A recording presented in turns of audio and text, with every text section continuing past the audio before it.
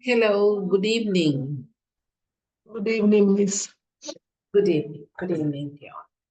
Right, so today we will be focusing on the day 4's content related to the cognitive and development of learners. So we are talking about the development of learners' social and cognitive abilities, under which today we will be focusing on development related to language. How does language development take place in a learner? It can be the first language, it can be the second language. Basically, we will be first focusing on this first language development, which will consequently get related to the second language development as well. Right, so that is what we are going to focus today.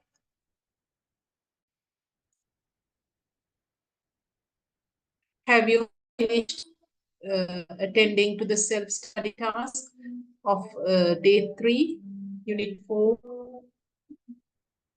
Did you complete the day 3 self-study task and send it to the institute? Yes, ma'am. Yes. Yeah. Okay. Right. So today we enter into the stages of language development.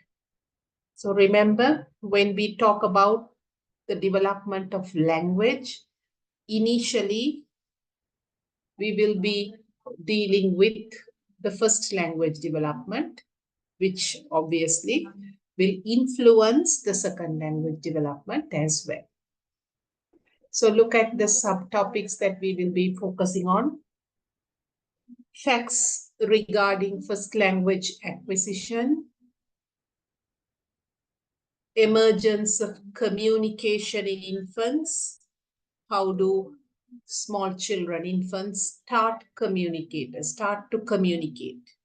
What happens at the initial stages? How does the act of communication develops?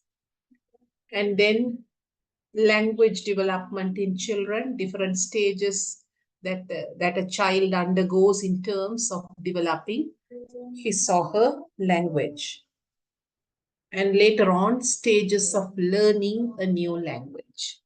Right? So first, it's always acquisition, and afterwards, they tend to learn that particular language. Even when it comes to learning another foreign language or second language, it's more or less the same process. Right. Thereby, we focus on certain theoretical aspects or theoretical underpinnings that support the language development of children, right? So what does different theories have to offer when we talk about the language development of children? So you take any theory, most of them, 90% of them, argue that language acquisition needs to precede language learning. So mostly children first acquire and then they tend to learn the language. If they do not acquire language, if acquisition is nil, learning becomes a very difficult task. Right? So let's see some of the theories and what they have to offer in regard to language. Rita?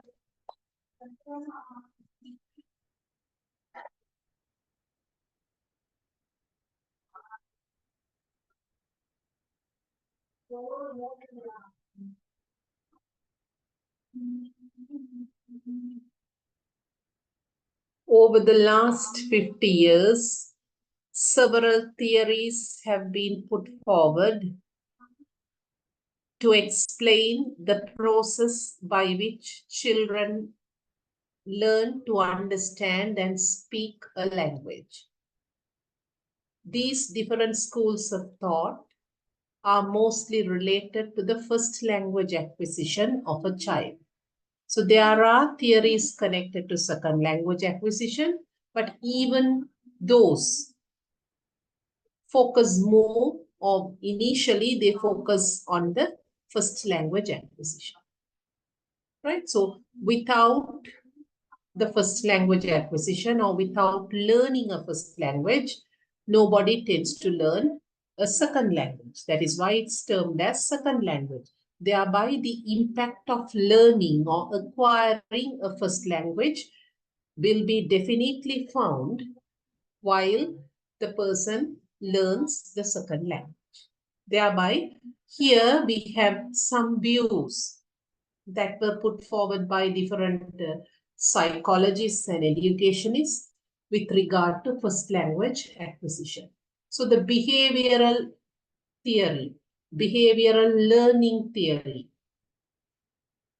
it argues that children imitate adults in terms of learning something, not only language, even the other concepts. When a child learns something, definitely there is a role model or there is an adult who he looks up to, and he tends to imitate the behavioral pattern of the adult.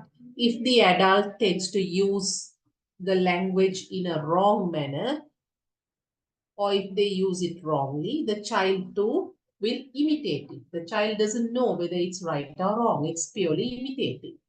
Right? So language acquisition or learning a language basically happens by imitation.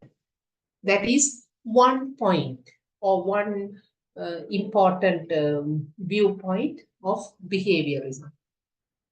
And the next one is their correct utterances should be reinforced or motivated. When they get what they have desired for, they achieve their desired goal. First of all, they tend to imitate, then encouragement or reinforcement of that particular practice becomes very important. As long as they are being reinforced or they are being physically or verbally motivated, that particular action or that usage, when it comes to language, the usage of that, it can be the phrase, it can be the sentence or whatever it is, that will continue. If not reinforced, it will get extincted.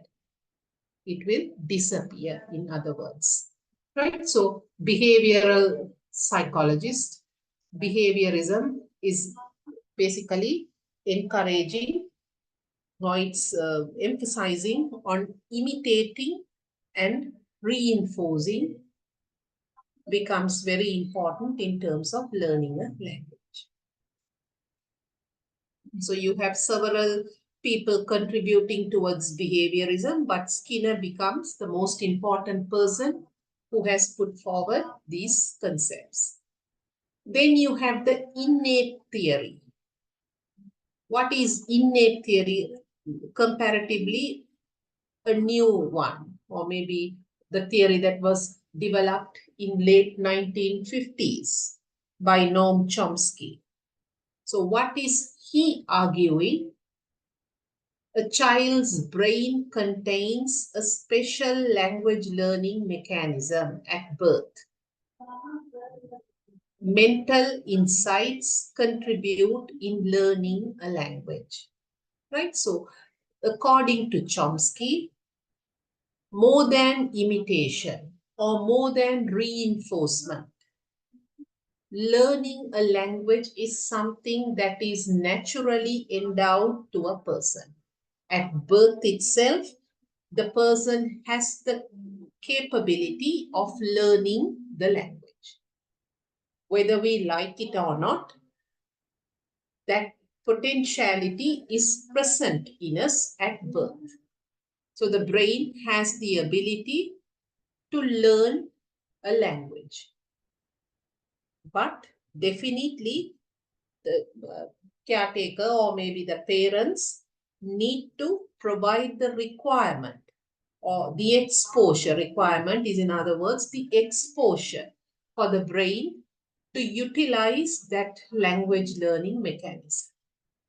As long as it is not exposed, the exposure is not provided to that innate mechanism, it will lie dormant. If you don't expose the child to a language learning environment, if you don't make him listen to people speaking or maybe identifying certain language related characters, that is alphabets or something, then this special language learning mechanism will die out. It will remain dormant and it will die out. That is what Chomsky, that is how Chomsky views the language learning, right? So it's something that is naturally present in a person, but it has to get exposed. That mechanism, language acquisition device, needs to get exposed. Then you have the cognitive view. This is the behavioral view. And then you have the cognitive view, which speaks about language development is just one aspect of a child's holistic intellectual development. Right? So Piaget, I think we have already done Piaget. Piaget views the development of a child as a holistic one. You can't compartmentalize the development of a person, saying language development, physical development, intellectual development, mental, social. Though for convenience sake, we study like that, as a whole, a person is one entity. Therefore, all these areas get developed simultaneously. Thereby, even when it comes to the cognitive view of Piaget, language is just one strand among all the others. So if all the others are healthily developing, definitely language development too will take place. If there are any block or hurdles found in the development of the other areas, say physically the child is sick, there are multiple complications, physical complications that the child is suffering. Definitely, you can't expect a positive language development in that particular child. So that is how Piaget views the language development. Right? So we are talking about initially the first language development of children and how different educationists, psychologists, linguists have viewed the development, first language development of children. And the last theory, interaction theory, social interaction theory put forward by Bruner. What does that mentions? Interaction between children and their caregivers or with those around them facilitate language learning. So it's a social, you call it the social interaction theory. As long as the child has the opportunity to interact with people, there should be, first of all, a community around the child. There should be people around the child, and the child should be given the opportunity to interact with these children. If those are provided, definitely there will be language development seen in that child. Right? So somewhat similar to acquisition.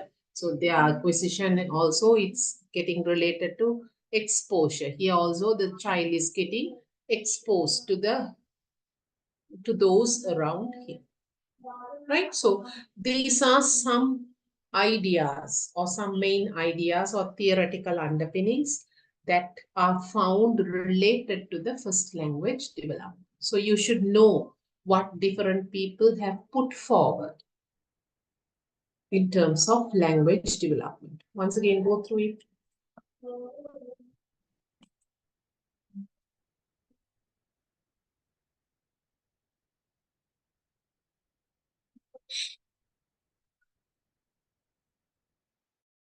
Right, then we come towards the second language acquisition. So this is just, you have some ideas about first language acquisition.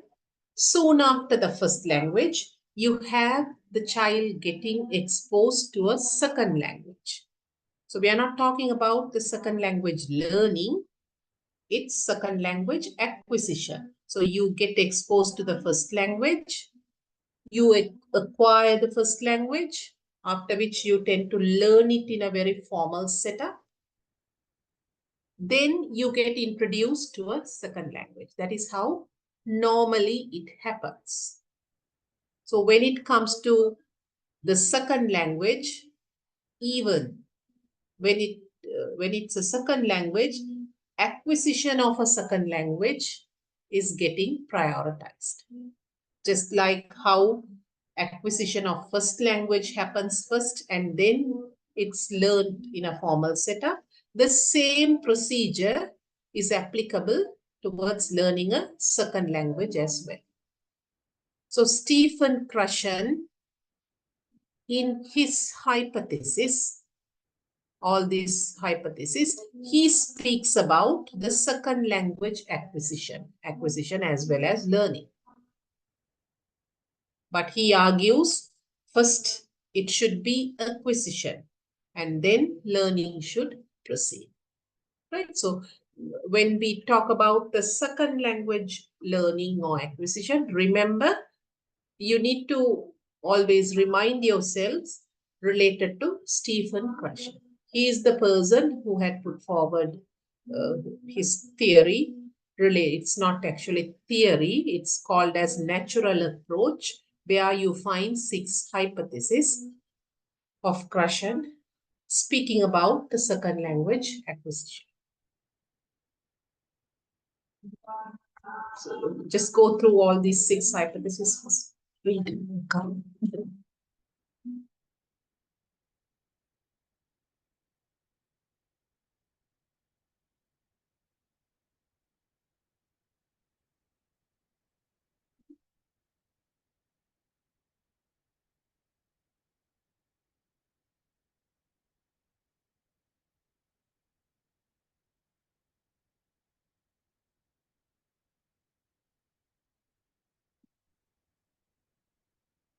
Right, you have the first one, the first initial one is the acquisition learning hypothesis. Then the monitor, input hypothesis, effective filter hypothesis, natural order hypothesis, and last one, the critical period hypothesis. Right, so in all these hypotheses, he speaks about how language is learned, how language is acquired initially, and how it is learned, and this maybe the environment that should exist for a healthy learning of the language. Right, so we'll look at them one by one.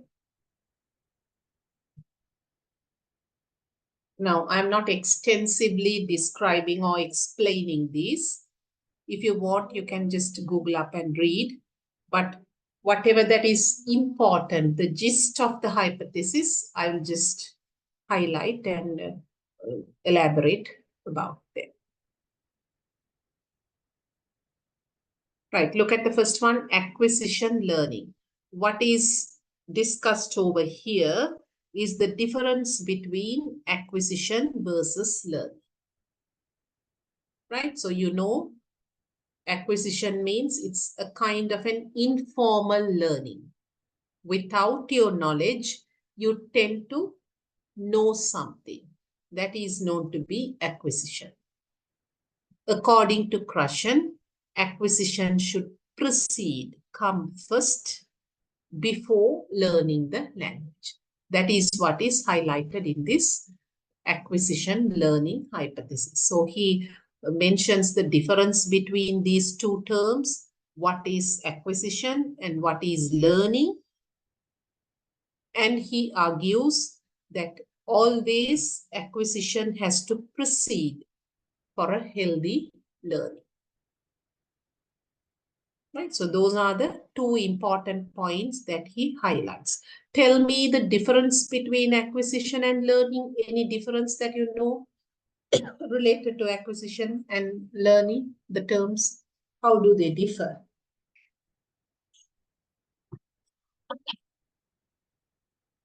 Acquisition is like doing from the birth, like without getting proper knowledge, or without doing any hard work, or without like that, ma'am. That's how I understood.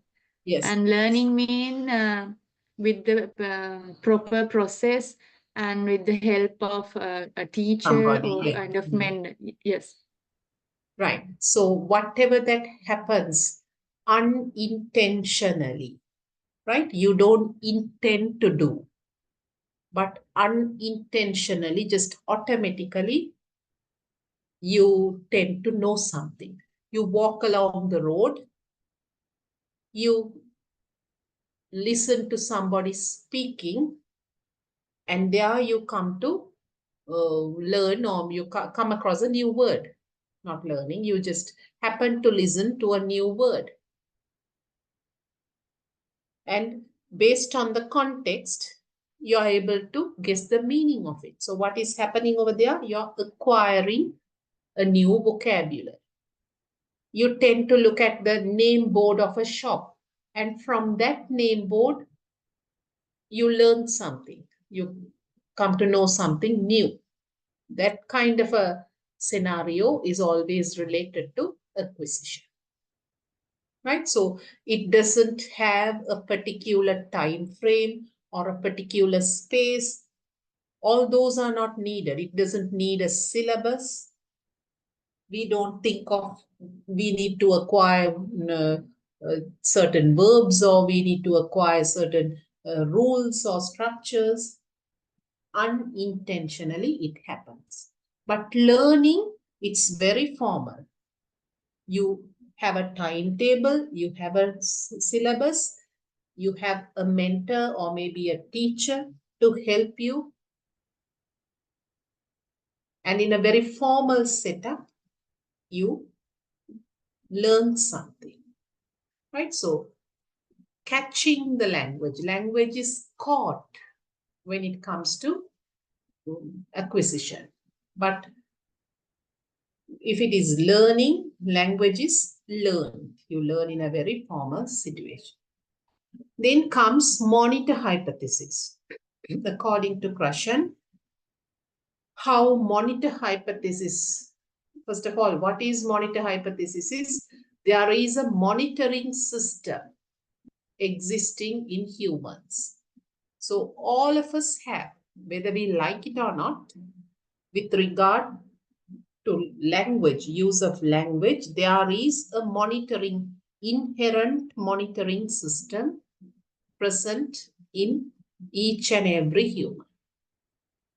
Right? So whenever we make a mistake, it can be a written mistake, it can be a mistake that is related to the spoken language. Whatever the mistake that the person makes, the monitoring system is able to detect, and it has the ability to edit those mistakes. For example, you write a note, or maybe you write just a sentence, 1 or 2 sentences. After writing, we read it again and we try to correct the spelling mistakes, or if at all, if there are any grammatical mistakes, we tend to correct them. How are we able to do that? Because of the existence of the monitoring system. Now, when I speak, if I make a mistake, I pause for a while and I rephrase that particular sentence, or maybe I correct that particular sentence. What makes me to do that? The monitoring system that is existing in me. Right? So definitely there will be a monitoring system, but the strength of the monitoring system or how strong it is based on how the person is getting exposed to the language. If the monitoring system has to function very well, if it has to be strong enough to detect the mistakes, then it has to get exposed. More exposure should be provided. The more a person is interacting with the language, the monitoring system will become strong. The lesser the person is interacting with the language, the monitoring system will remain feeble. So at times we may not be able to detect mistakes. What is the problem? The monitoring system is not strong. Why is it not strong? Because it hasn't got enough exposure. Right? So that is what is discussed in the monitor hypothesis. So remember, in terms of second language acquisition, Krashen's natural approach contains 6 hypotheses. One of them is the monitor hypothesis. Then you have the input. Read.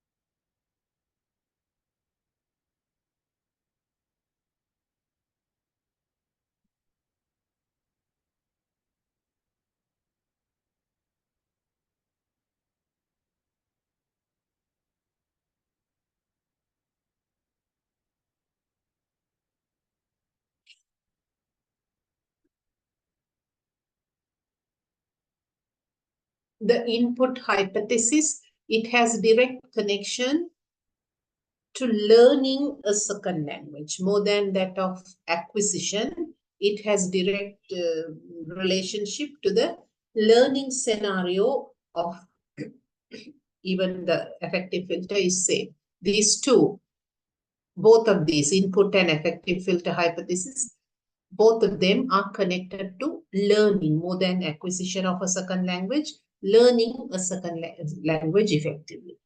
Now see, input, it talks about the input that is used during a lesson. When we teach the learners, when we conduct a lesson to the learners, it can be adult learners, it can be primary learners, whoever it may be. The input becomes a very essential part. Without an input, we can't do a lesson. So here, Krashen is telling something about the quality of the input. That is what is discussed in the input hypothesis. So what is he telling? The success of learning any language depends on the appropriacy of input. If you want your learner to learn the language effectively, the input that you use during the lesson plays a major role. So you have to use appropriate input. What does he mean by appropriate input? The input should match the level of the learner, language level of the learner. If the language level of the learner is in, let's say, stage 2 or in step 2, you can't use step 5 input. That will be too much for the child. The child will remain in the second step and the input is going to be in the 5th step. So the child will struggle to comprehend this input. There is a huge gap. Child will not be able to comprehend the input. It will be too advanced for the child. So that kind of an input is not going to serve any purpose. Similarly, if the child is in level 2 or step 2, and you are going to use step 1 input, or even lower than that, -1 input. Very simple one. That again will not be beneficial for the child. Why? It will be too easy. The child is not going to learn anything out of it. Therefore, he might get discouraged or he might get bored, and ultimately no learning will take place. So if a second language learning, if the second language learning has to be facilitated, the input should be of the appropriate level. What is the appropriate level? The exact level of the input should be I+1. I denotes the level, language level of the learner, the present language level of the learner. The input should be slightly higher, +1.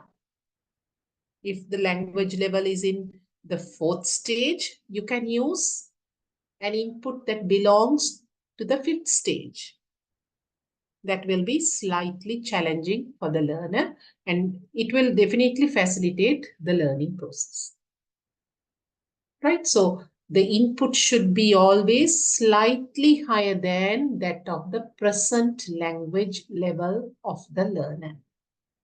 Not +2, not +5, or not -1 or -2.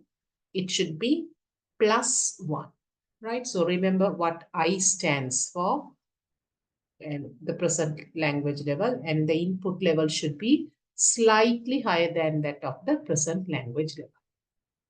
That is one important point related to the input hypothesis. Then you have something connected to comprehension. When you present the input, each learner will comprehend the input differently based on their intelligence. If there are 30 students in your class, the input may be of the ideal level. Let's assume the input is in the ideal level.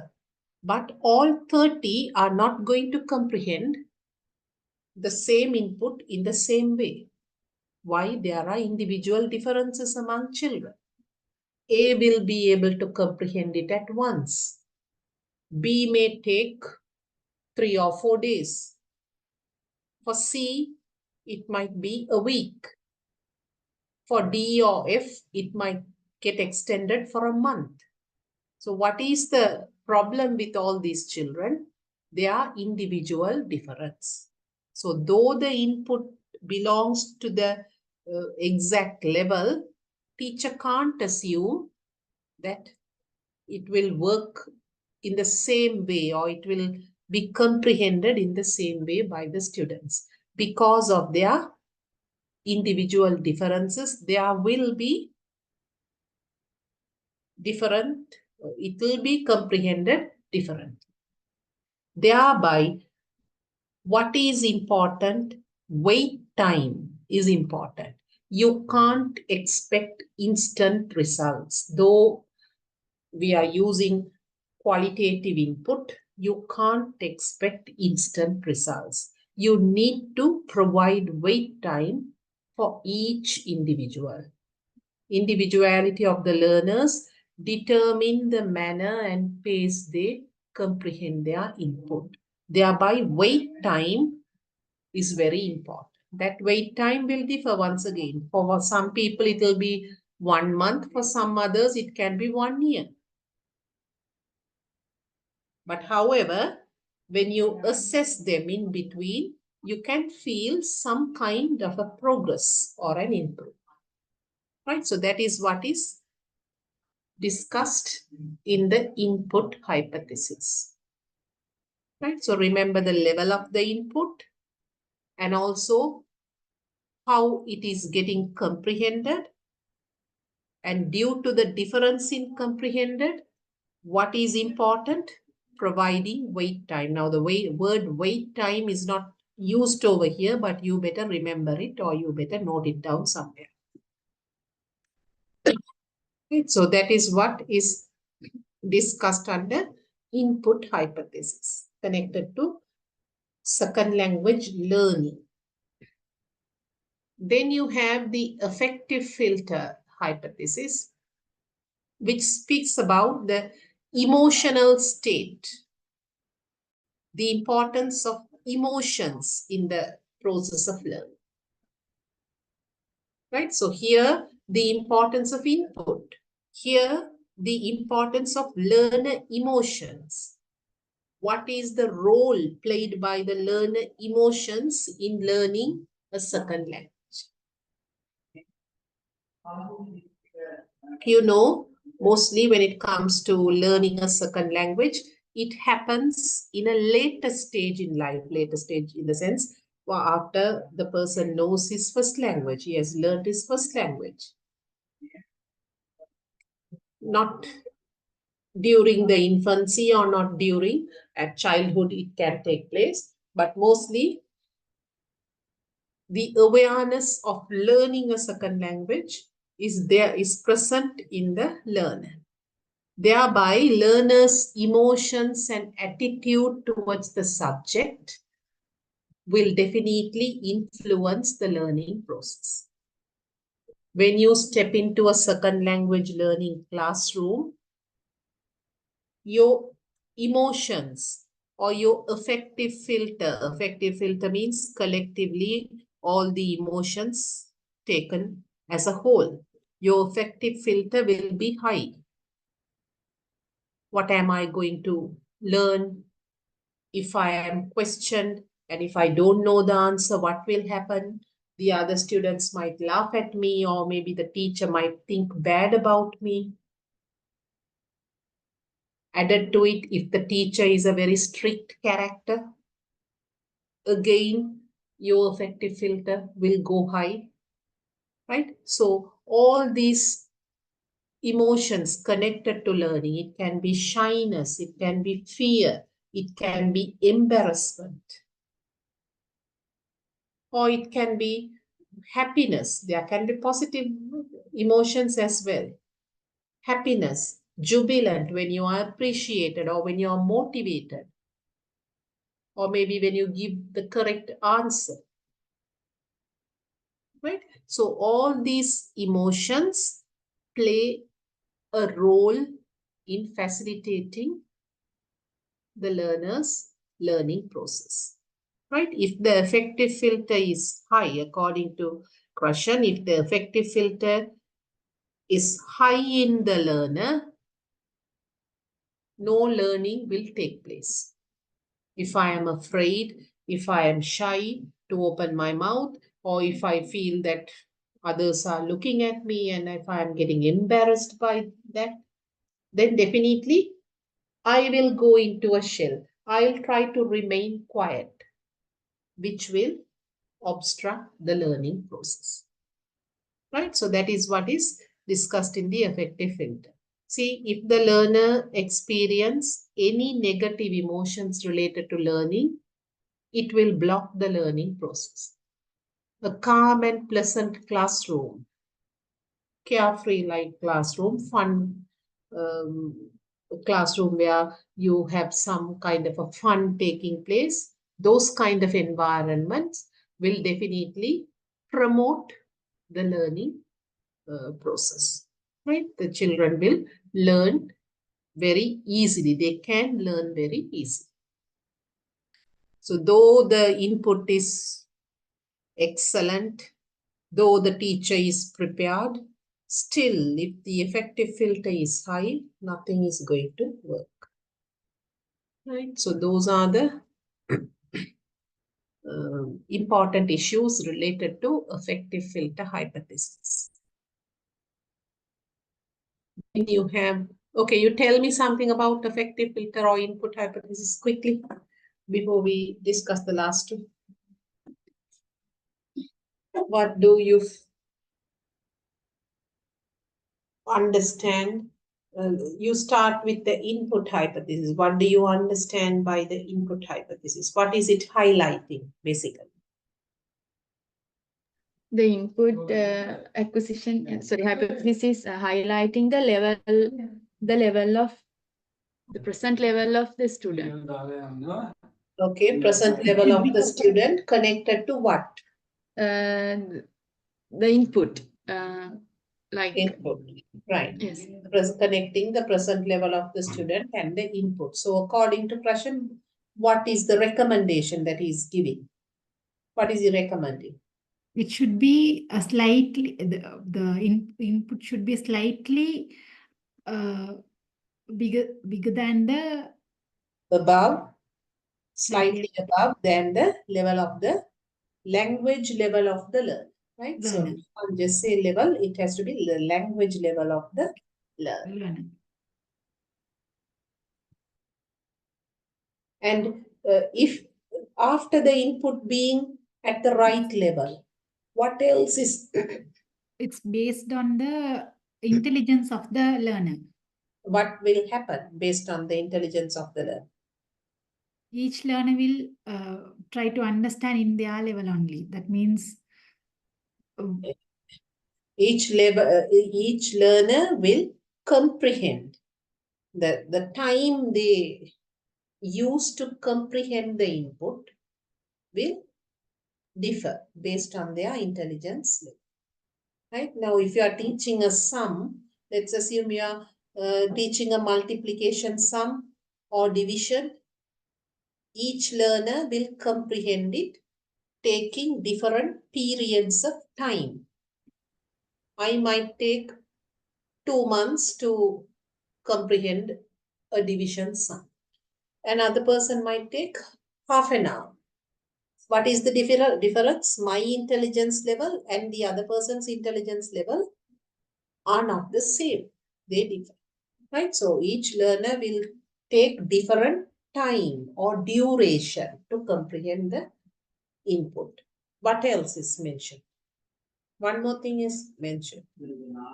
I told you it's not mentioned here, but you have to remember. Should provide a wait time. wait time. Right. Who should provide? The teacher. Teacher. The teacher. Right? So the teacher can't expect instant results. Just like instant noodles, soon after giving the appropriate input, we can't expect instant results. We have to provide wait time. Talk something about this fourth one. Learners' emotions play a major role in the affective filter hypothesis. Very good. Emotions play a major role. Are they playing a positive role or a negative role? They are playing both roles. Sometimes it can be negative emotions, sometimes it can be positive emotion. According to the emotion category they have, the learner is going with the process. Yeah. Either he will learn or he will not learn. Tell me some negative emotions that would block the learning process. Afraid, Fear, Anxiety, anxiety, fear, stage fear, that yeah, fear, embarrassment. Tell me some positive emotions that would facilitate learning. happiness, excitement. Encouragement, right. Then we have the natural order hypothesis. Read.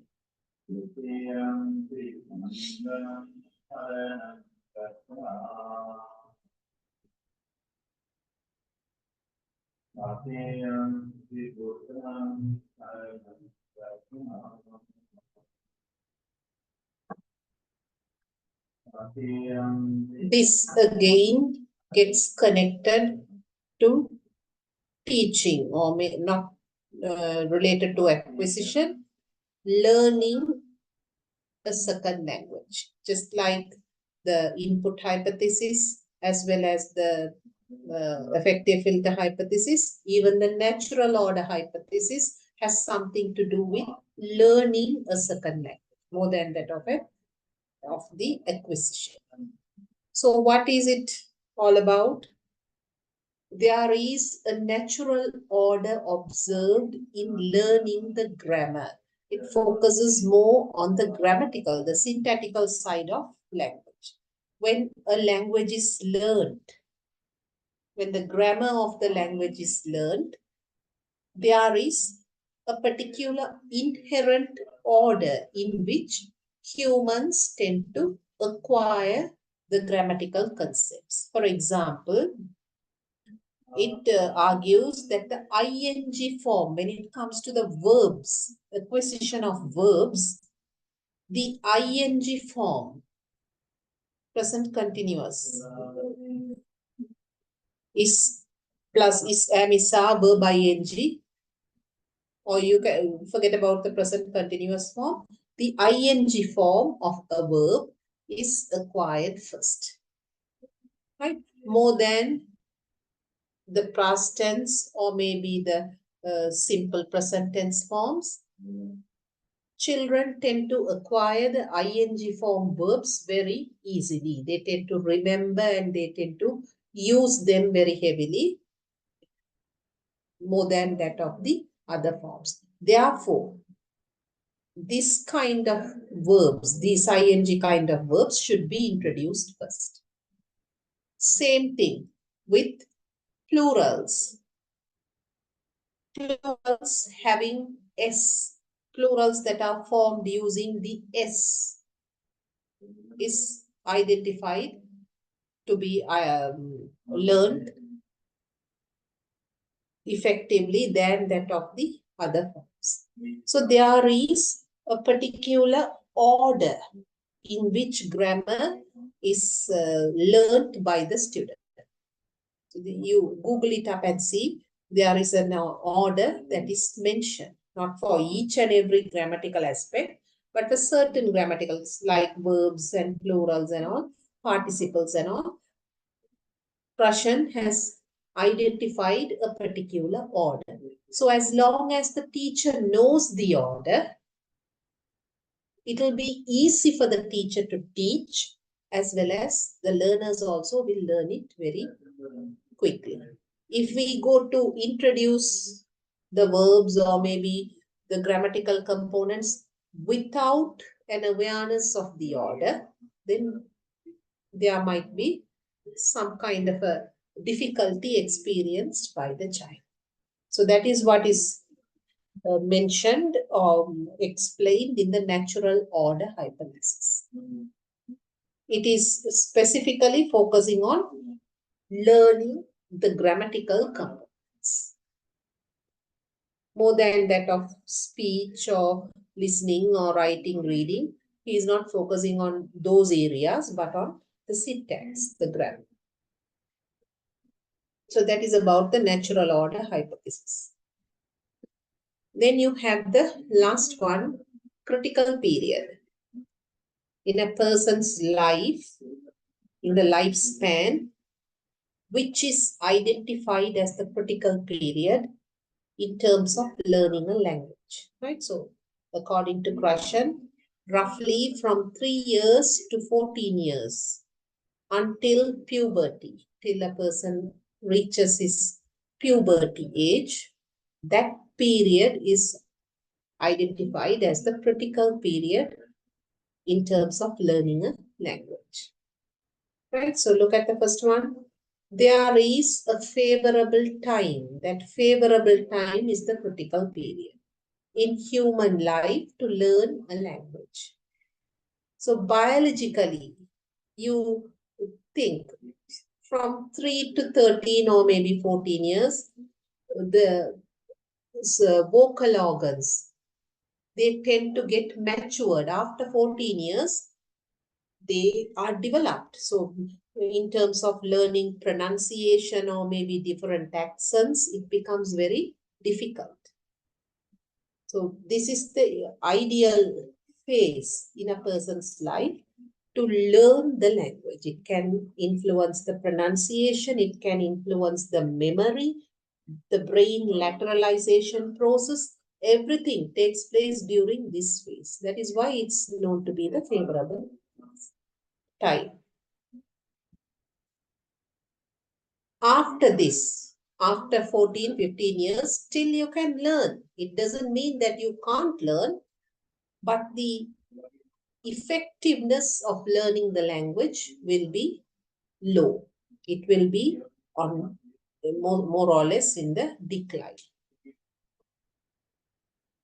Any language learned during this period can be learned easily, right? So it will interest the person, and the person can learn it very easily and remember it for a longer period of time. So that is why you take all these small kids to the elocution, and maybe not only for language, but even for other activities like that of swimming, dancing, right? So the physical development, the cognitive development, everything is taking place at its height during this particular phase of life. Those are all 6 hypotheses connected to natural approach, which was put forward by Stephen Krashen. Not only Stephen Krashen, it's a collective effort, Trela and Krashen.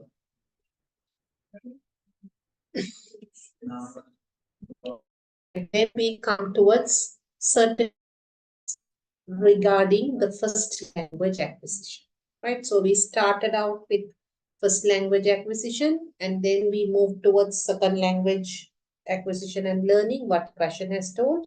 Now, once again, we focus on certain facts related to first language acquisition. Read up.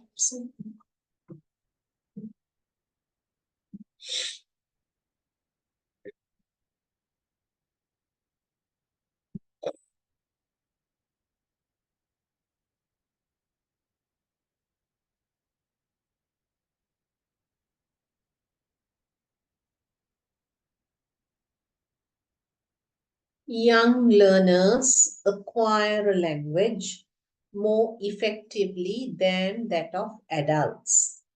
Tell me Krashen's hypothesis that is getting connected to this. Can you name? Now we saw 6 hypotheses. One hypothesis gets related to this fact. Tell me the name of that hypothesis. The critical period hypothesis. Very good. Right? So young learners, people who are between 3 to 14, they fall under the category of young learners. People who are in the childhood, more or less the children in childhood. Language development takes place in developmental stages in humans. It is a linear process, right? So you don't have any hypothesis connected to that. Language development is a linear process. Gradually, it takes place, right? From one level to the other level, the child needs to move.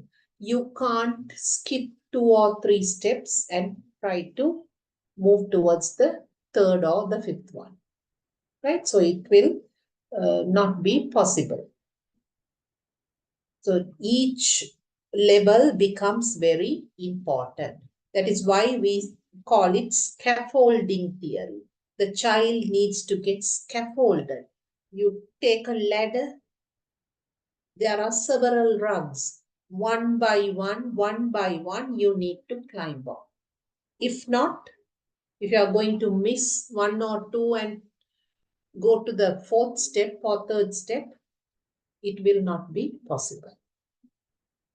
Right? So each stage has a role to play that has to be addressed properly.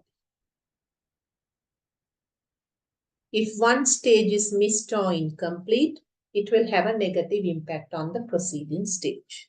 Right? So the second and the third one are connected. Then you have the next fact. An infant can acquire language from 0 level without having any previous experience. Right? So at birth, we don't know any language. When we are born, we are in the 0 level. So from 0 level, the child tends to learn the language. First, he or she acquires and then formally learn. So that is something which is there in this existing in the system of the child. You connect this to the last one. Right? After that, I'll come over here. You connect this to the last one. So why now? The person who told this is also Chomsky. He is the same person who had spoken about the last bullet as well. According to Chomsky, a well-known linguist, humans possesses a LAD, language acquisition device. So at birth itself, we have this predisposition to learn. So the LAD is there. It is a blank slate. The LAD remains as a blank slate as long as it is getting exposed to the environment. The blank slate is getting filled. People come and write. When you look at something, when you come across different people speaking, your slate is getting filled. And ultimately, what is happening? You learn that particular language to which you are getting exposed to. Right? So that is what Chomsky argues. At birth, all are in the same zero level, but there is a language acquisition device available in each person. That is a condition. Predisposition means a type of a condition that helps a person to learn certain language universals that enables them to acquire language. So as long as this disposition is properly used, we will be able to learn. Now come to the second. Language acquisition takes place in a natural order. Tell me the hypothesis that is getting related to this fact. Prashant's one.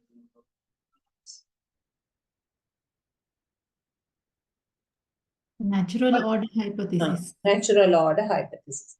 So Prashant spoke about the second language acquisition and he put forward the natural order hypothesis. Even when it comes to the first language acquisition, it is the same. That can be applied to them. That is why I told you first language and second language, both are more or less acquired and learned in the same manner.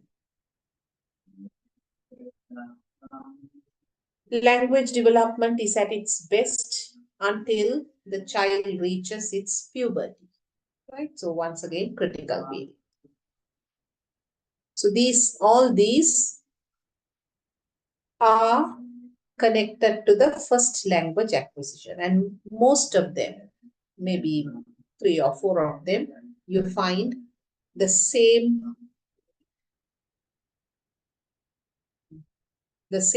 fact getting highlighted in terms of learning the second language as well.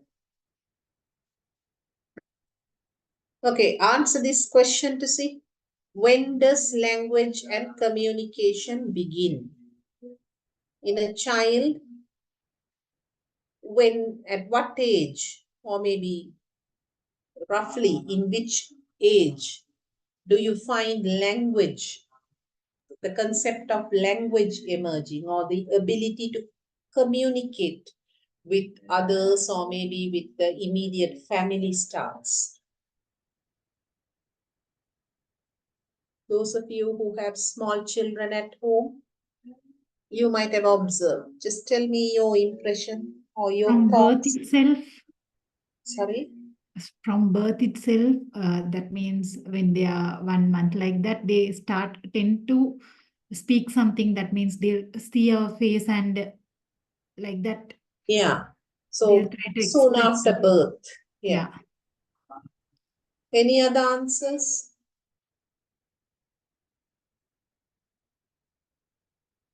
Though they can't verbally communicate, they tend to have some kind of a communication with the mother soon after birth.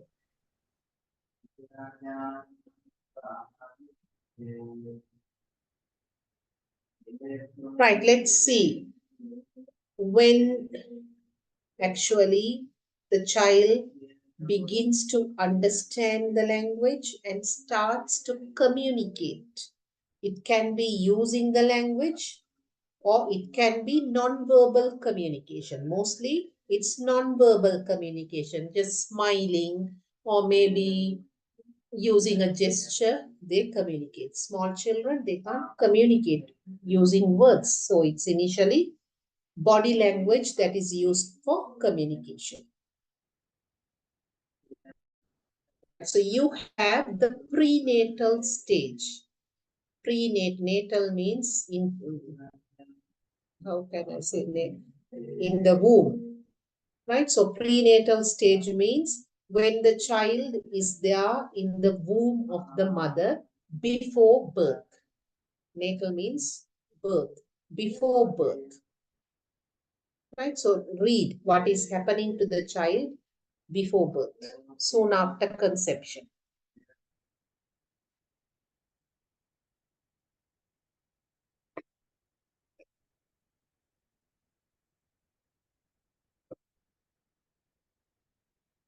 See, the initial act of communication begins in the mother's womb during the 5th month of pregnancy. Right? So when the child is in the womb, roughly around after say around 20 weeks or so, the child tends to communicate. It tends to understand language. Researchers have proved that the child is able to understand what is going on around him, the immediate environment. The baby is able to recognize the mother's voice. So during the 5th month, the baby has the ability to recognize the mother's voice. And by the end of the 6th month, it differentiates the sounds and responds to them. He is able to differentiate the mother's voice from that of the other sounds. So other people speaking or maybe some kind of other sounds that are found, noises around him. All those are heard by the child. The child is not going to respond to all those sounds, but definitely for the mother's voice, it will have a reflection. It might kick or it might move.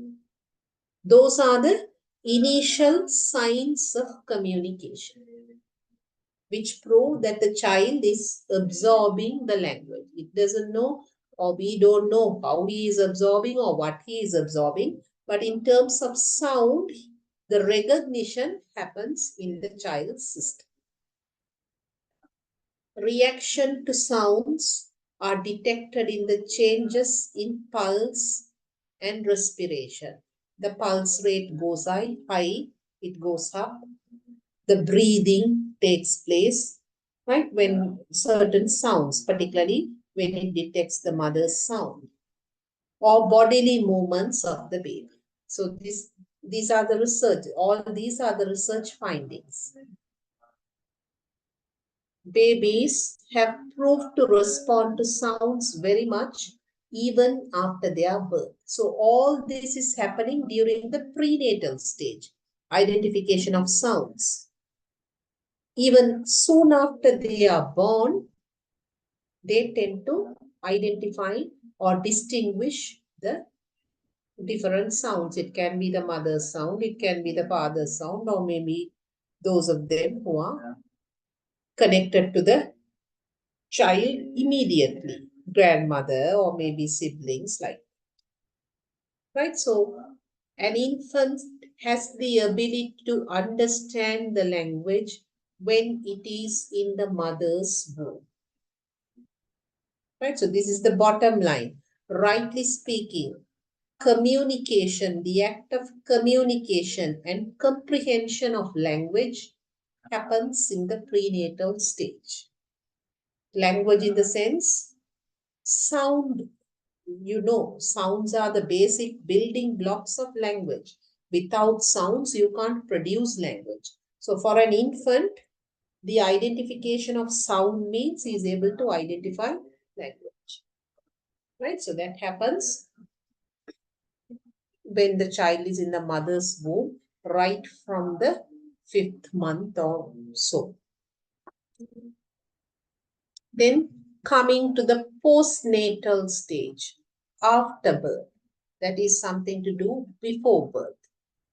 Postnatal stage, see what is happening to how the language development takes place. Read.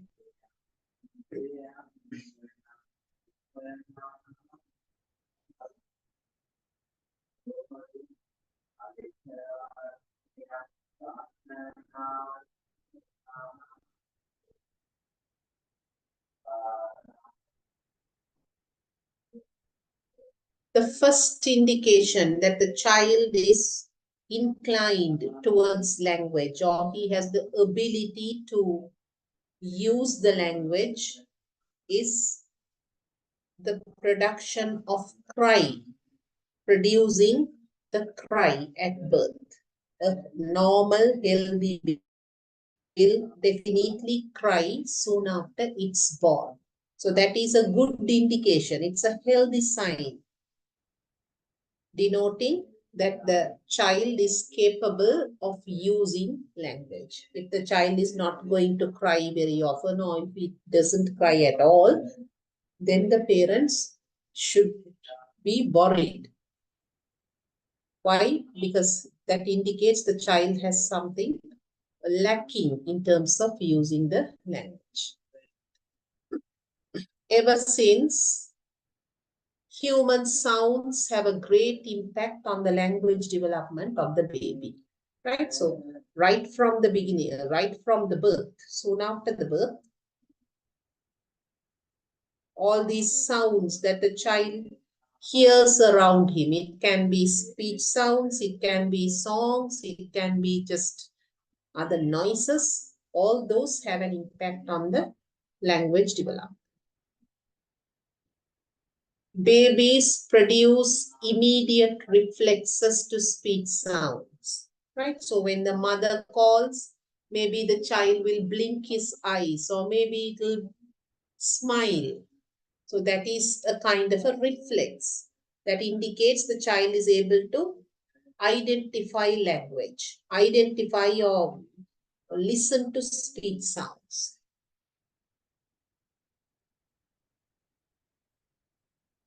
Research conducted with very young babies to determine if they can discriminate sounds. Now, this is the research that they have done with several children, small babies who were born, to identify whether they are able to discriminate the sounds. Read the research and tell me actually what they have done and the results of it.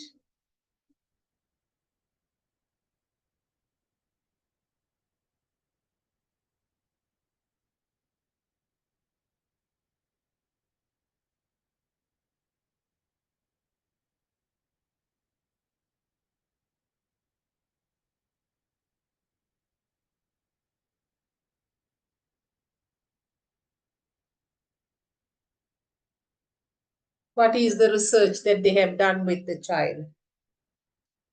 What have they played? One particular sound or two different sounds? How many sounds did they play in the tape? Two sounds. Two sounds, right? So they had a particular child and they played a tape.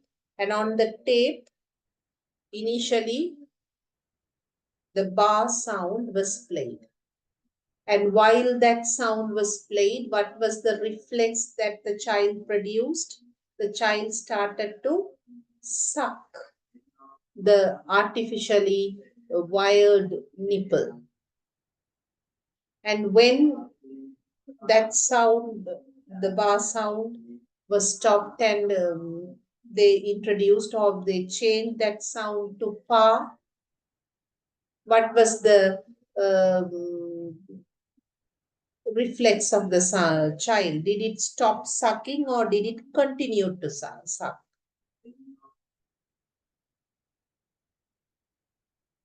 Yeah, read that.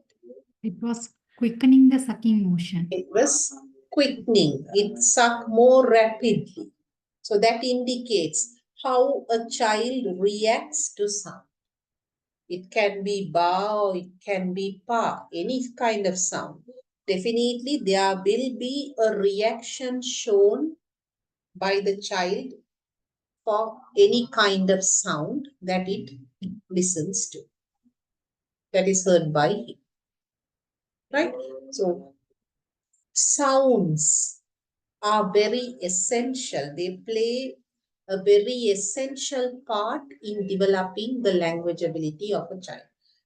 Unknowingly or knowingly, they influence the child. So you need to expose the child to different sounds. It can be the sound of a radio, it can be just a speaker, or maybe a song, or people speaking, right? So some way or the other that will promote language development. Parents who are reluctant to give their child to somebody else to carry or maybe to take to different places, they are actually depriving the child of having these kind of getting them exposed to these different kinds of sounds. So look at the last conclusion. Human speech sounds play a predominant role in promoting language development in children. Right? So it can be the human speech sounds or any kind of sounds. Collectively, they will influence. So you have two more research evidence that indicate the same fact. We just go through this. The second one.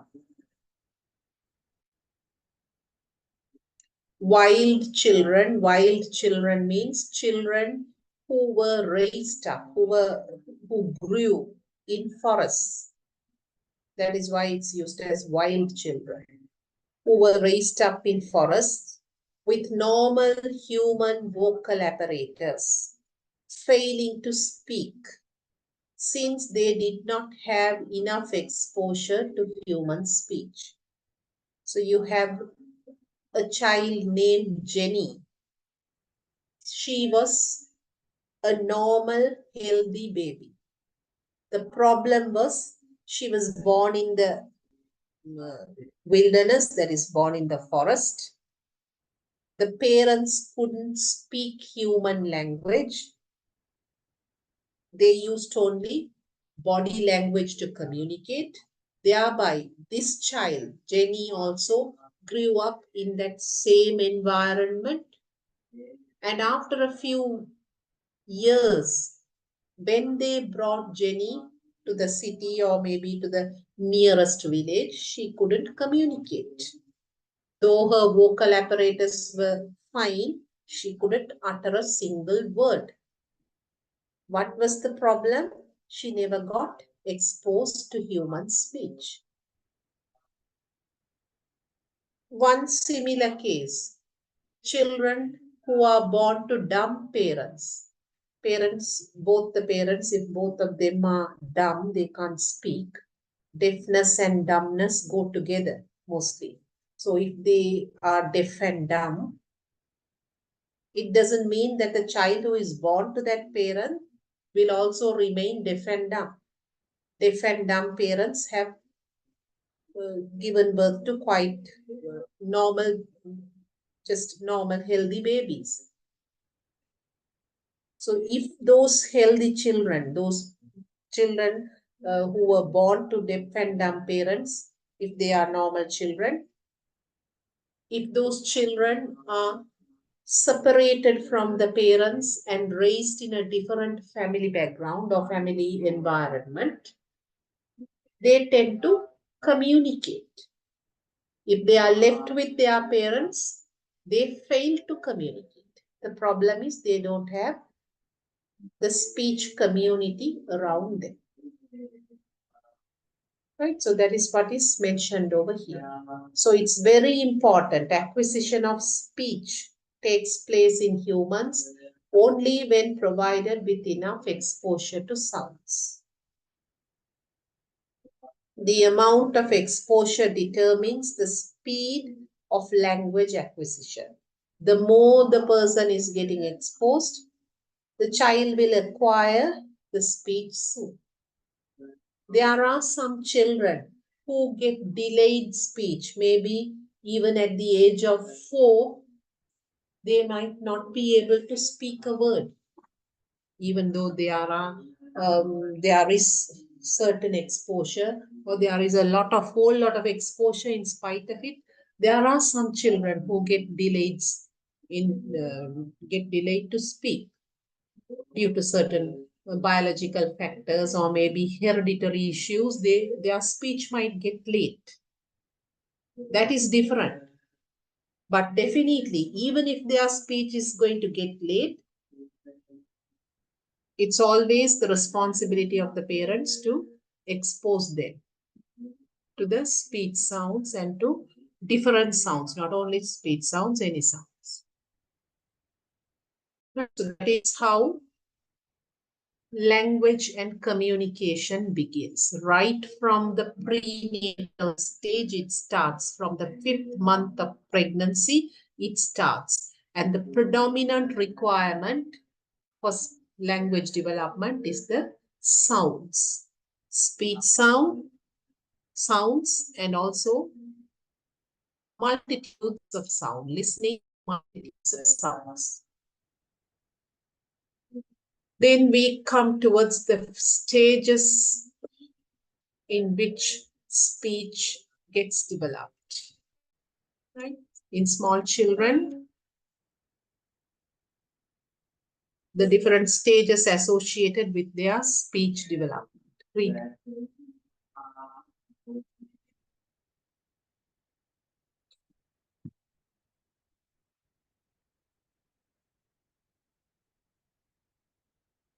Stage 1, babbling. Look at the time duration or maybe the age related to babbling. 6 to 8 months, when the child is roughly about 6 to 8 months old, it starts to babble. Right? So what is babbling all about? Just producing repetitive sounds. Repetitive or sequential sounds. Right? It can be, usually it's related to consonant sounds or maybe vowel sounds or a mixture of both. Right? So just a linear of sounds, the same sound will be repeated by the child. That stage is identified as babbling, emitting a series of sounds. It can be in the early morning, it can happen in the night time, anytime.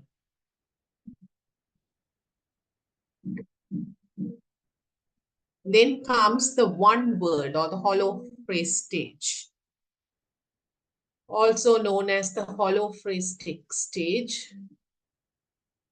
Typically occurs when a child is 9 months old, roughly 1 year, 9 months, 1 year to about 18 months. Within this particular age group, the hollow phrase stage will take place and involves communicating using single word, one word or hollow phrase, using only one word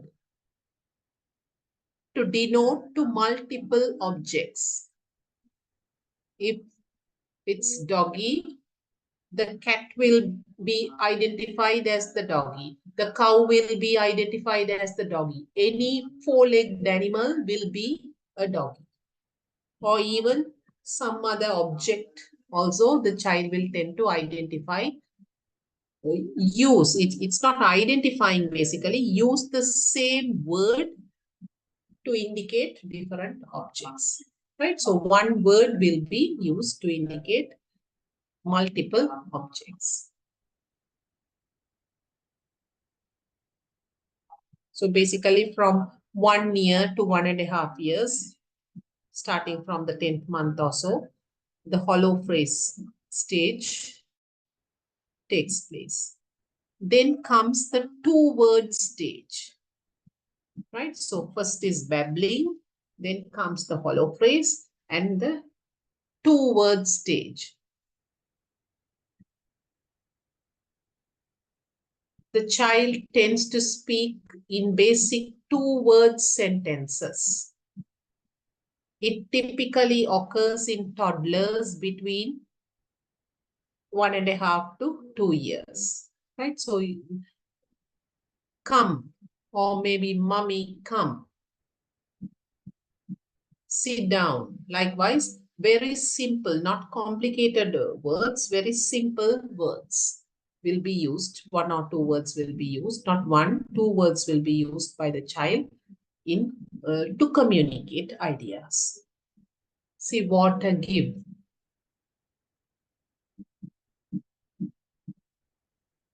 Then the last stage is early multiple word stage. After 2.5 years or so, it's basically the early multiple word stage, right? In this stage, you find the telegraphic speech, or maybe it is also identified as telegraphic stage or telegraphic speech, where that means now when you write out a telegram, you don't observe the grammatical rules. Now, you suppose if the grandfather is sick and you want the daughter or maybe the son to come immediately, you don't go to write the telegram saying, grandfather is sick, he is in hospital, come soon, or you need to come soon. Likewise, we don't write a telegram. You pay for each word for the telegram. Therefore, you just write the content words.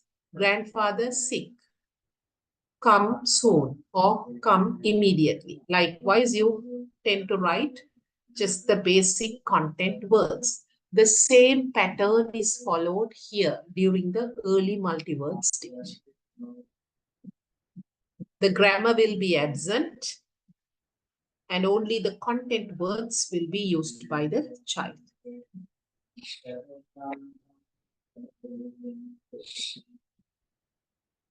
Right, so those are the 4 important stages. Tell me what are the 4 stages from the first one? Babbling. Theta stage. What stage? First one? Babbling. Babbling. Second one? One word stage. One word. 2 word stage. Hmm. Early multi-word stage. Early multi-word stage. In which stage this child uses only sounds to communicate? Stage Babbling. 1, babbling. In babbling. Babbling stage. When does the child start to use words to communicate? In which stage? One word stage. One word stage. What kind of words are used during stage 4 for communication? Telegraphic words. That Yeah, means telegraph. In the telegram, what kind of words do we use? the important words only they use. Content Content words. words. You have to say as content words. No adjectives, adverbs, those are not used. Only content words are used. Right, then we move towards the stages of learning a new language. Very clear, these are the stages related to speech development. How a baby's speech develops, right? And here you have how a child learns a new language. So it's not necessarily focusing on the development of speech, inclusive of speech.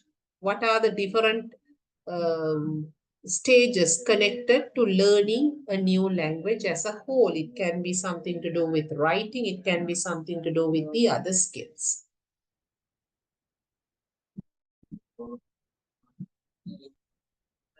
Read.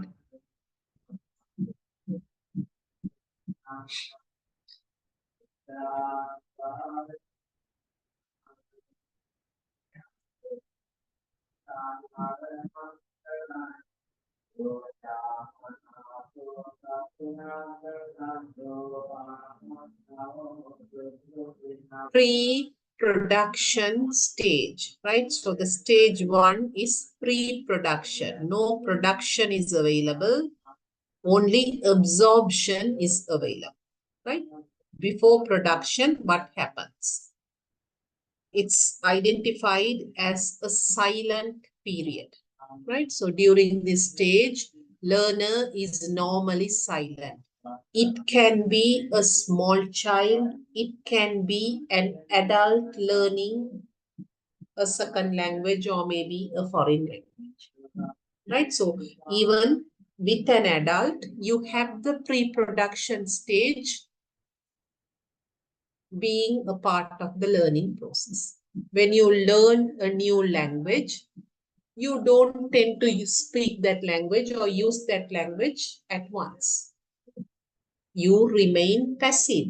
You are silent over a period of time till you absorb the concepts of that language.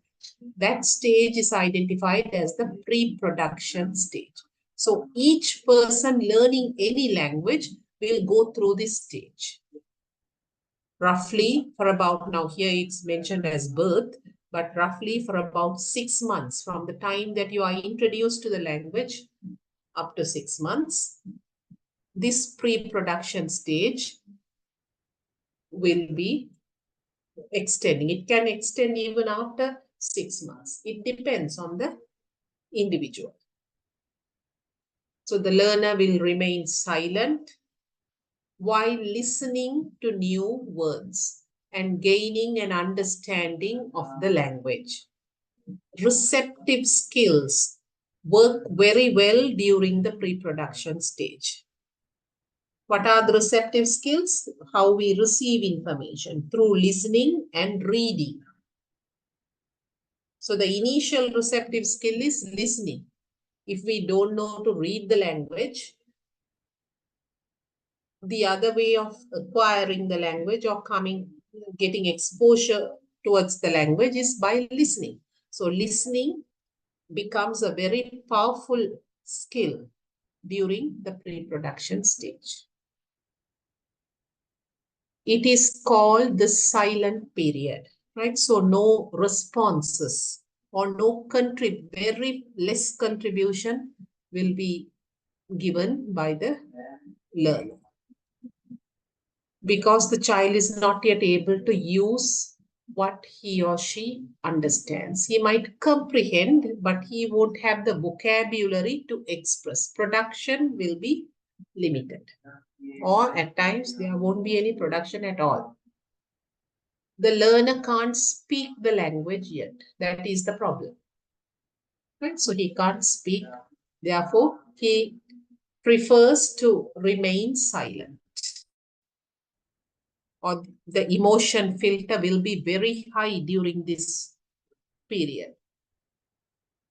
The child is not sure whether what he is going to speak out or what he is telling will be accepted or not. Therefore, due to fear, anxiety, and embarrassment, he or she will tend to be quiet. One begins to understand the language slowly. Acquisition takes place.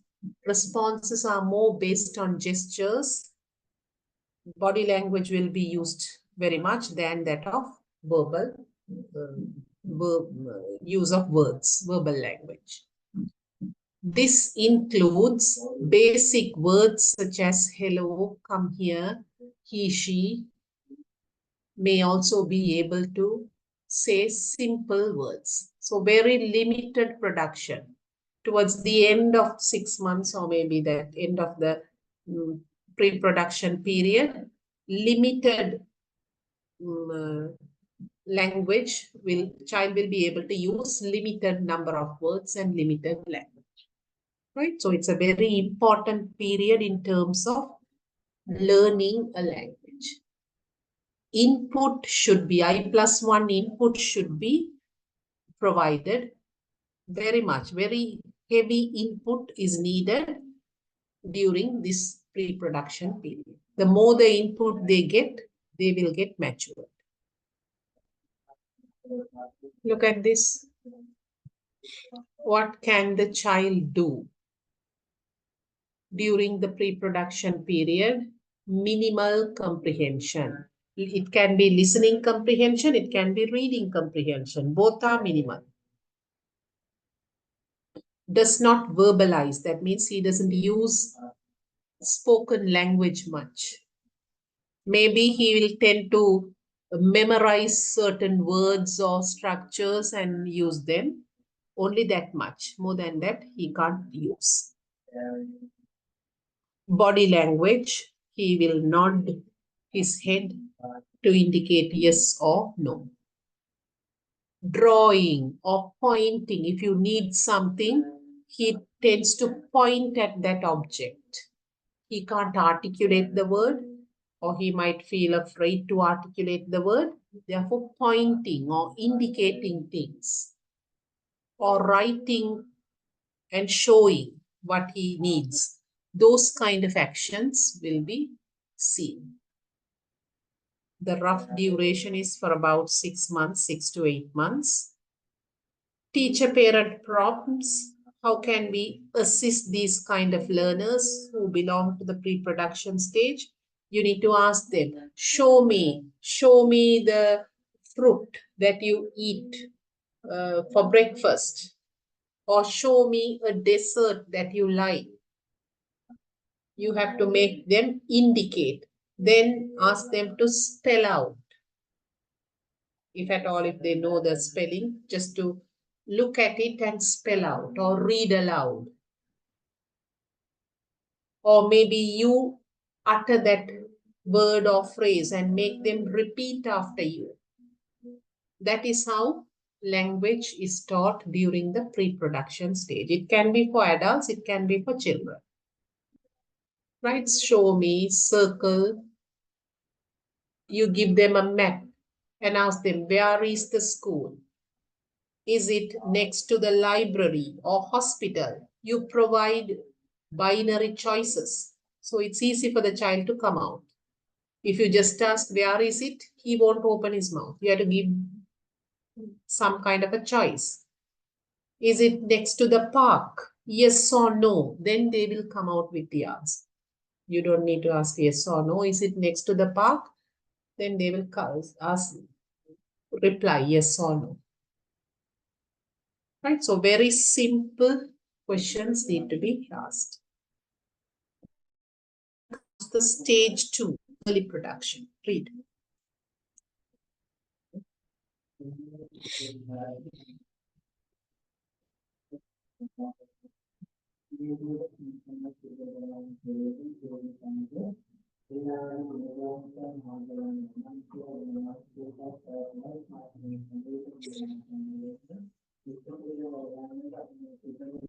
Now remember, this duration can differ. Now this is just a general idea, but this can differ.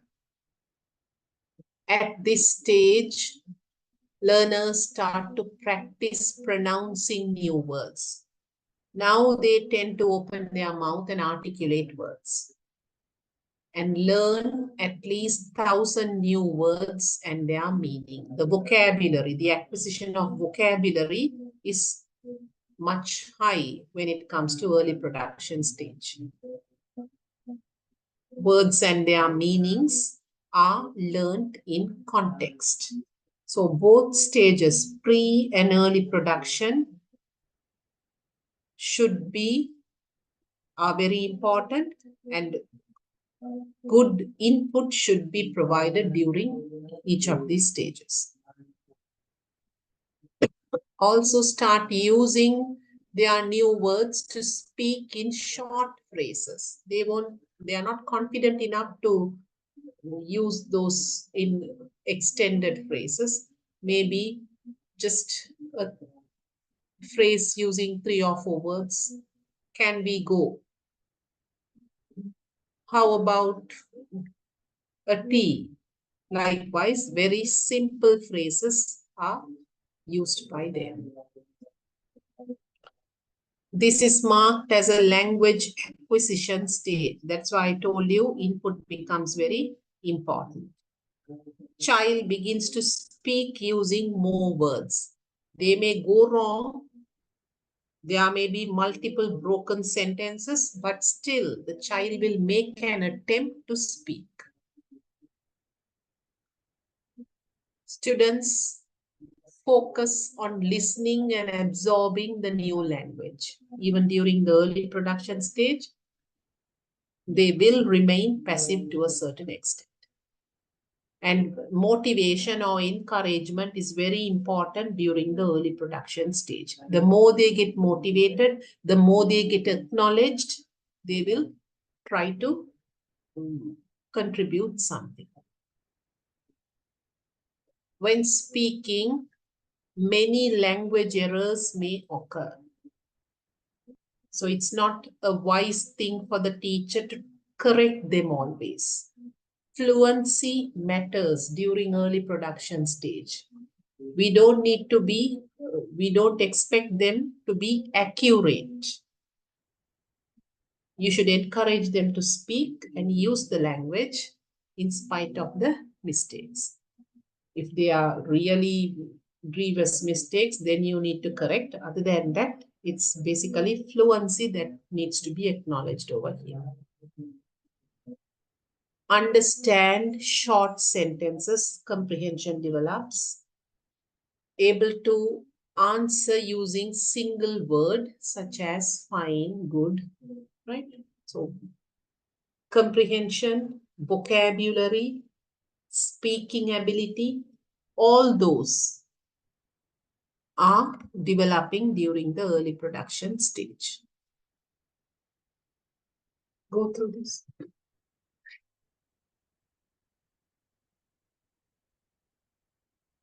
See, produce 1 or 2 word responses. Limited comprehension, using keywords and familiar phrases. Present tense verbs. Right? And how you can assist them by asking yes or no questions. Even in the previous stage, it was the same. Either or, multiple choice or maybe binary answers, giving options. 1 or 2 word answers, fill in the blanks or anything. You have to, it has to be more of controlled activities where you provide them the answers. Whether it's going to be listening or speaking or reading, writing, whatever it is, listing, labeling, right? Jumble sentences. Those are the techniques that you can utilize. So what is the second stage? How is the second stage called? Early production. Reproduction. How is the first stage called? Pre-production. Production. In which stage are they more passive? First stage. First stage. Then comes speech emergence. Here itself, the speech, they tend to speak, but mostly using broken language also. Here, somewhat of intelligible speech can be seen. Read.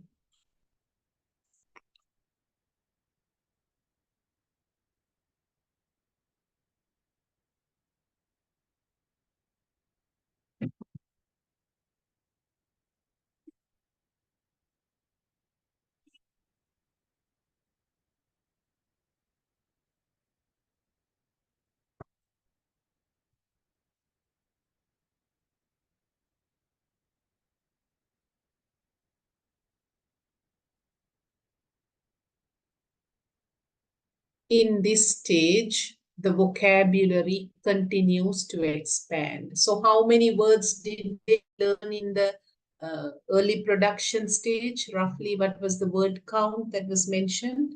In 1,000. terms of 1,000.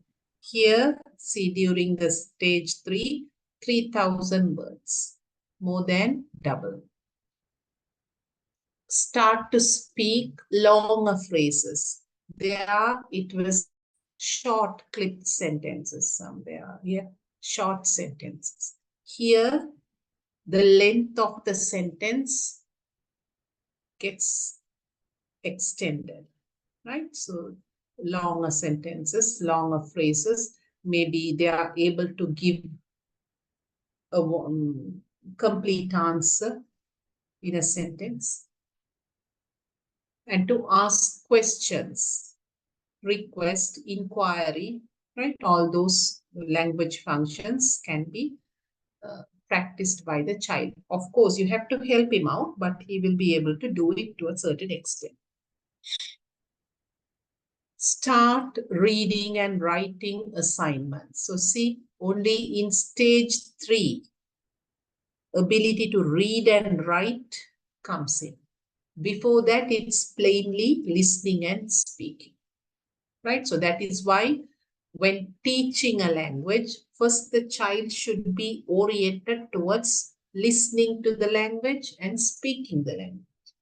Then only the reading, making him to read and ultimately to write should be introduced.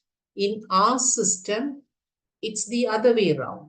As soon as the child enters into the school, we make him to read and write. The child doesn't know anything about listening or speaking related to the language, but he is made to read and write. So that is one of the reasons why they struggle to learn a foreign or second language. A learner can produce simple sentences in this stage, use more phrases, and ask questions. Grammar and pronunciation errors are often made during this stage. Even in the previous stage, you have multiple errors. Even here, you have so many errors or mistakes made by the child.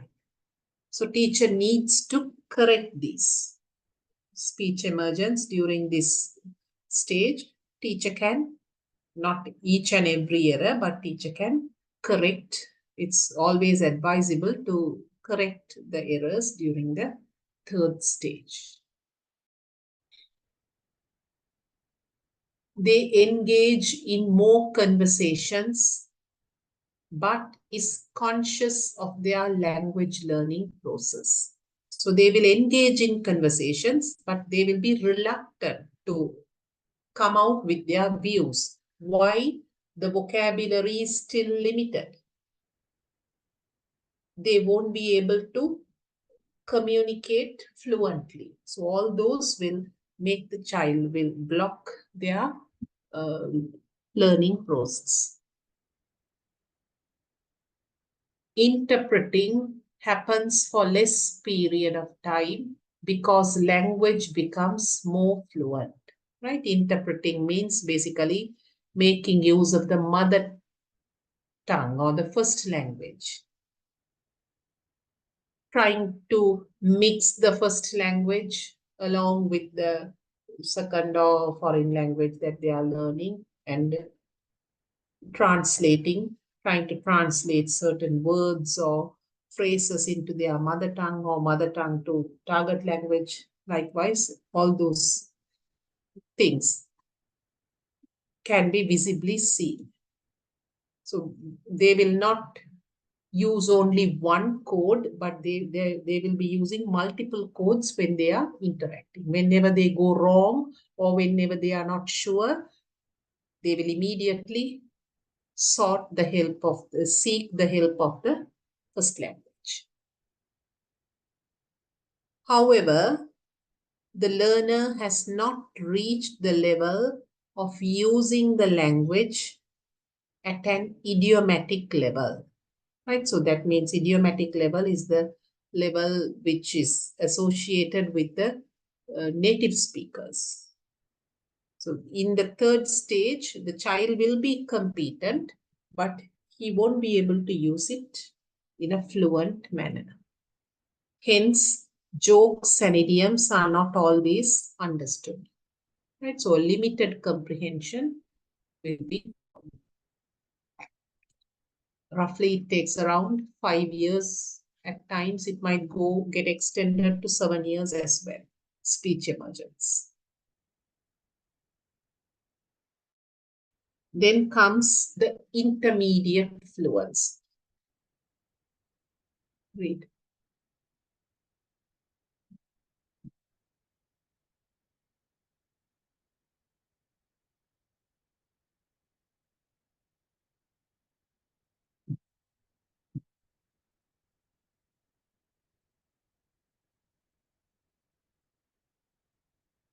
Think and form responses. The child becomes more independent.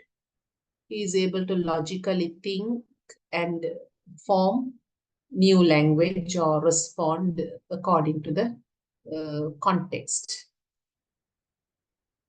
During this stage, learners have learned well over 6,000 different words, right? So see, 1,000, 3,000, and then 6,000. The vocabulary has developed quite a lot. That is why they are able to respond. They also speak fluently, improving their reading and writing abilities. So fluency in speech and also comprehension improves. Can understand or communicate complex ideas using complex sentences. Right? So complex sentences. Earlier it was more of simple sentences. Now complex compound sentences, advanced grammar, all those can be easily comprehended by the child. Has excellent comprehension skills. So that is something to do with intermediate fluency. Verbal speech emergence. We saw the child was struggling. Here it becomes more, right? Not totally independent, but it becomes more independent than in the previous stage. And finally, you have the last stage, advanced fluency, right?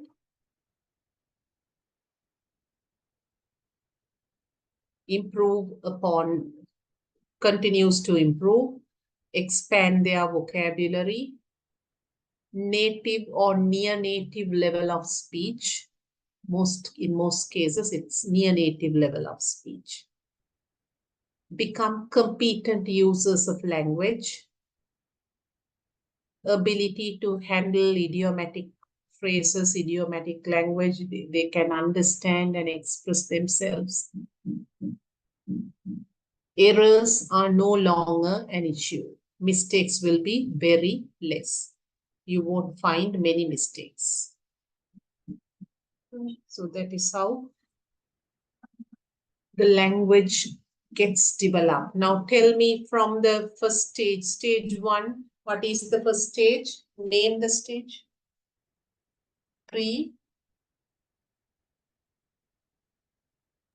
Pre-production stage. Pre-production. After that? Early production. Early production. Third one? Speech emergence. Speech emergence. Speech emergence. Fourth one? Intermediate fluency. Intermediate fluency. And the last one? Advanced Advanced fluency.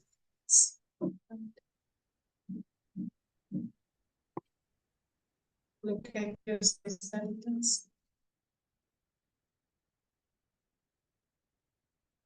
Briefly explain how the language development takes place in an infant during the prenatal stage. Tell me, during the prenatal stage, what kind of language development takes place in the baby?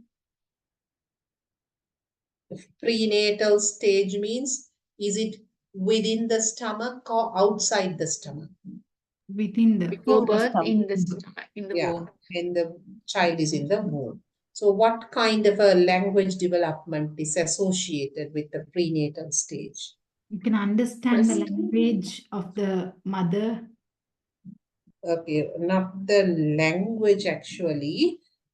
Understand the mother's Moments will be there, feelings. like in response to the Mother's voice. pulses.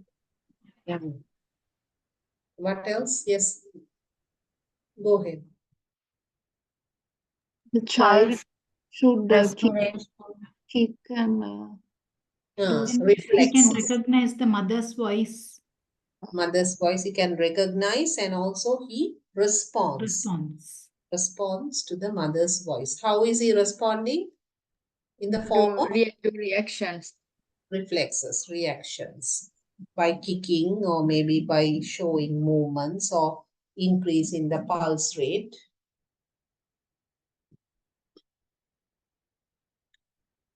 So you have to briefly explain. The question is briefly explain. Thereby you need to write at least a small paragraph consisting around say 40 to 50 words.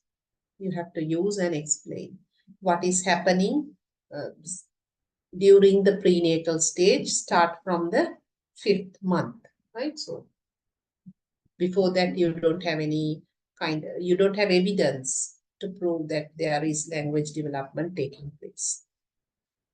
Discuss the developmental stages involved in the speech development. What are the stages that you are going to include over here? Speech development. Babbling, Hmm? one word stage, Mhm. 2 word stage, and early. I forgot that last one. early multi-word stage.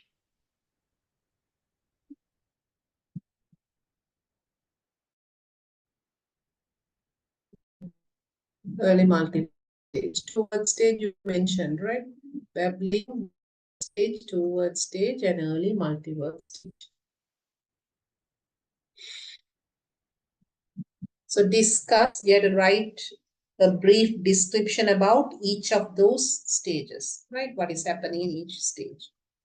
What are the different stages associated in learning a new language? Discuss any 3 of them. So we all together 5 stages. Write about all 5. You can choose any 3. It can be early production, or maybe pre-production, or maybe advanced fluency or intermediate, whatever the stage that you like. Choose any 3 and elaborate. Right? So that's it. Are you in need of any slide? Have you taken the snapshots for each and every slide? If not, tell me the number, slide number.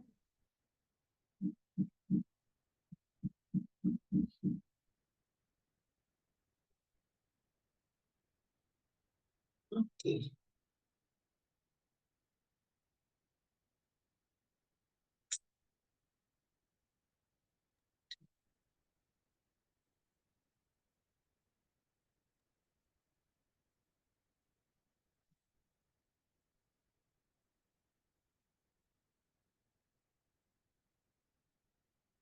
Can I share the handout with you? Day 4, Yes, ma'am. day 4, the final handout. Are you in your laptop? Anybody who is using the laptop? Yes, Miss, please. Yes, ma'am. Yes. Right, so I'll share the handout.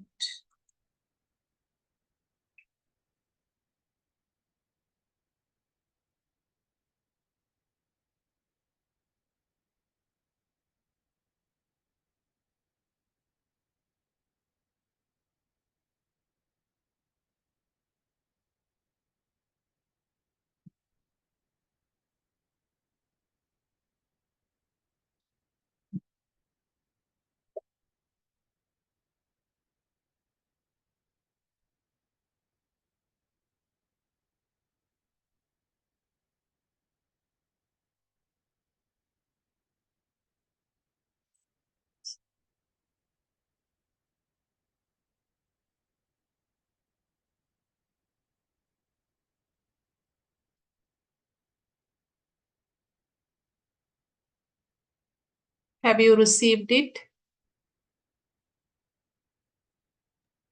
Not yet, Miss.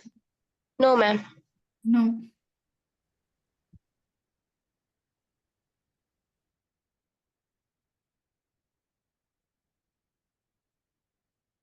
Have you? Yeah, Miss. Got it, right? Understanding the development of learners. Right. So this is the handout for the entire Unit 4. So today we have concluded day 4 of Unit 4. So that means we have concluded Unit 4. And from next week onwards, we will be starting the next unit, that is Unit 5. Right. So before that, I want you to complete all the self-study tasks, whatever that you have missed up to Unit 4. Make it a point to complete it. And then we can start with Unit 5. Okay, then, if you have anything, you can ask me, or else we will wind up. Okay, then, I'll be meeting you next Sunday. Thank you, ma'am.